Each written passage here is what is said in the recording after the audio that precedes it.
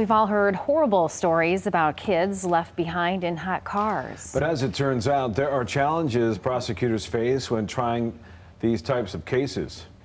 Joining us to talk about this is Associate Professor and Assistant Dean of Western Michigan University Law is Erica Brightfield. Erica, good to see you. Thanks for being with us. Good morning. Yeah, so maybe first you can tell us about how common these hot car deaths and forgotten baby syndrome are. Well, unfortunately, this is something that is more common than we like to think.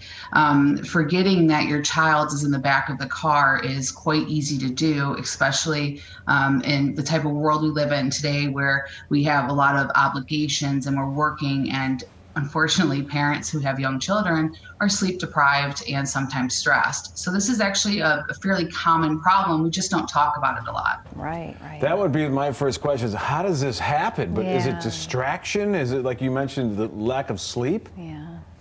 Well, it's sort of the perfect storm, really, of things. I had the same response. How do you forget your child in the back of the car? What happens is that our brain is an amazing instrument, and it has habit-based memory that takes over. It goes on autopilot, if you will. And most of the parents who suffer this tragedy had some sort of change in routine or a high-stress event as they were driving to what should have been the daycare or the babysitter, and their brain took over and put them on autopilot and took them to work. And what happens is the brain almost creates a false memory that they did drop the child off, or they have a complete unawareness that the child is in the back seat. They think the child's with a parent or already at daycare. Okay, wow. And, so tell us, why do you think prosecutors need to re-examine the perception and, of course, the treatment of parents who do forget their kids in these cars? I think our gut instinct immediately is to think that if a child has died, then someone must pay.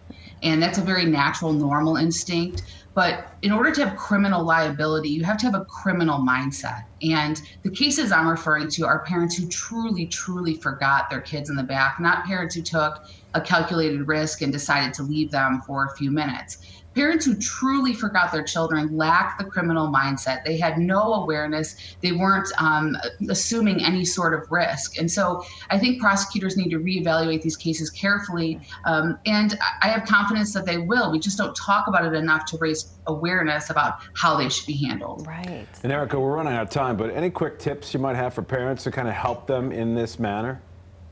Absolutely. My first tip is it can happen to you. Talk about this with your family, your significant other, your spouse, and put a bag in the back of your car, because children often are in rear-facing car seats in the back seat. Put your purse back there.